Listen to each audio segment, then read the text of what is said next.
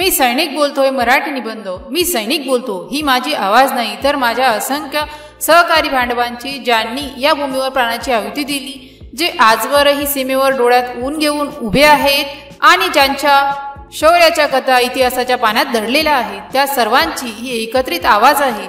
माझं बोलणं हे कधीच शब्दांच्या माध्यमातून होत नाही, ते माझ्या निश्चल डोळ्यातून, माझ्या ओठांवरच्या हळूवार स्मितातून आणि माझ्या अविचल स्थितीतून व्यक्त होतं।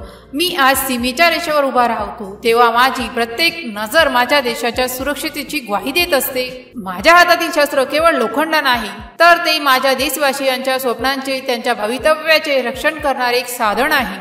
माझे जीवन हे सहजोडीचे नाही, ते थंडी, ऊन, वादळ, पाऊस या सगळ्यांशी झुंजण्याचे आहे। रात्रीच्या अंधारात ड्युटीवर उभे राहताना तारांकित आकाश हा माझा एकमेव साथीदार असतो। त्या तारांकडे बघताना मनात इच्छा उमलते की काशी त्या ताऱ्याखाली माझे प्रियजन, माझी माय मुलगी झोपली असेल आणि तिला सुरक्षित वाटत असेल। हीच भावना मला शक्ती देते। माझं थकलेलं शरीर पुन्हा एकदा सैनिकांच्या भूमिकेत उभं राहता।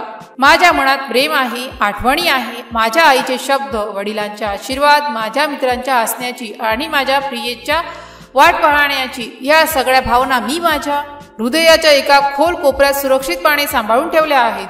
कारण मला माहीत आहे की त्या भावना जर बाहेर आल्या तर माझी शिस्त बिघडेल, माझी कर्तव्य आणि माझी व्यक्तिगत भावना यात मी एक दरी निर्माण केली आहे। ती दरी एका सैनिकाला रोज पार करावी लागते। मी माझ्या देशासाठी जगतो आणि माझ्या देशासाठी मरण्यासाठी ही सिद्ध आहे। ही फक्त एक घोषणावाक्य नाही, तर माझ्या अस्तित्वाचा गाभा आहे। माझ्या रगरगात सर्वप्रथम भारत हाच रक्ताऐवजी फक्त ओतप्रोत भरलेला आहे।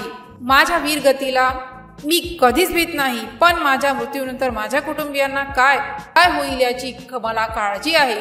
या इच्छितो मी माझ्या देशाने केवळ माझीच नव्हे तर माझ्या कुटुंबियाचीही नेहमी काळजी घ्यावी। आम्ही शत्रूच्या गोड्यांना छातीचा कवच बनवून थोपवतो, पण निश्चितपणे झोपता। जेव्हा तुमची मुले शाळेत जातात, जेव्हा तुम्ही तुमचे उद्योजक साधता, तेव्हा ही सर्वसामान्य दिनचर्या माझ्या आणि माझ्या साथीदारांच्या कष्टामुळे शक्य होती। तुमच्या या सामान्य जीवनाला असणारा हा अर्थच माझ्या सर्व ताप, त्रास आणि त्यागाला खरा अर्थ देतो। मी शूर नाही, मी केवळ कर्तव्यनिष्ठ आहे। मी देव नाही, मी केवळ एक सेवक आहे। मी सैनिक आहे। माझा इतिहास शौर्याने भरलेला आहे। छत्रपती शिवाजी महाराजांसारख्या वीर पुरुषांचा जो वारसा आहे, मी फक्त एका काडी आहे त्या शाश्वत परंपरेची। त्यामुळे जेव्हा तुम्ही मला पाहता तेव्हा फक्त युनिफॉर्म मधला माणूस पाहू नका, तुमच्या स्वातंत्र्याचे, तुमच्या शांततेचे आणि तुमच्या भवितव्याचे एक जिवंत रक्षक पहा। तुमच्या प्रेमाने आणि आदराने मला स्फूर्ती मिळते। तुम्ही जागरूक राहा, देशप्रेमी बना आणि माझ्या स्पर्शाला, त्यागाला सार्थ करा।